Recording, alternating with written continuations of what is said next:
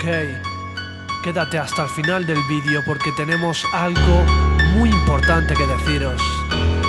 Junto a mí, una persona maravillosa y muy especial para todas vuestras maravillosas vidas y por supuesto para mi infancia, para la infancia de Evangel Music.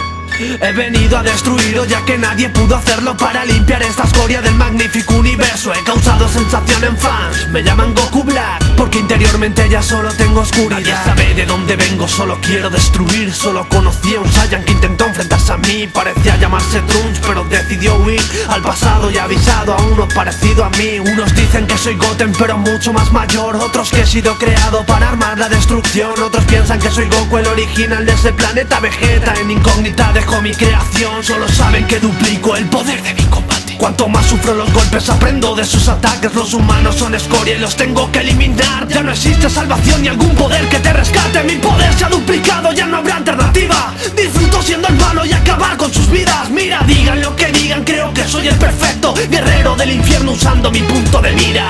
El planeta Tierra tiembla cuando ven aparecer esta fuerza oscura y fuerte. Empieza a sudar cuando aparezca Goku Black porque es tu suerte la que te va a poder salvar. Aunque la probabilidad es prácticamente nula, es como soñar con vencer al mal cuando se refleja en mis ojos la luna. El planeta Tierra tiembla cuando ven aparecer esta fuerza oscura y fuerte.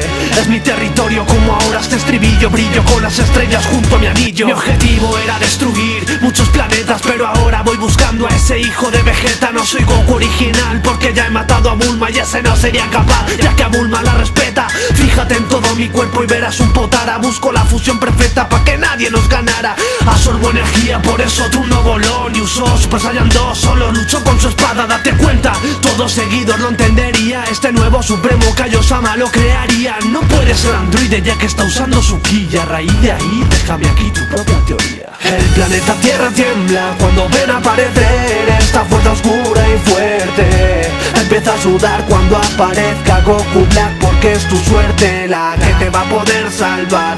Aunque la probabilidad es prácticamente nula, es como soñar con vencer al mal cuando se refleja en mis ojos la luna. El planeta Tierra tiembla cuando ven aparecer esta fuerza oscura y fuerte. Es mi territorio como ahora este estribillo. Brillo con las estrellas junto a mi anillo. Es Evangel Music, rap de Black.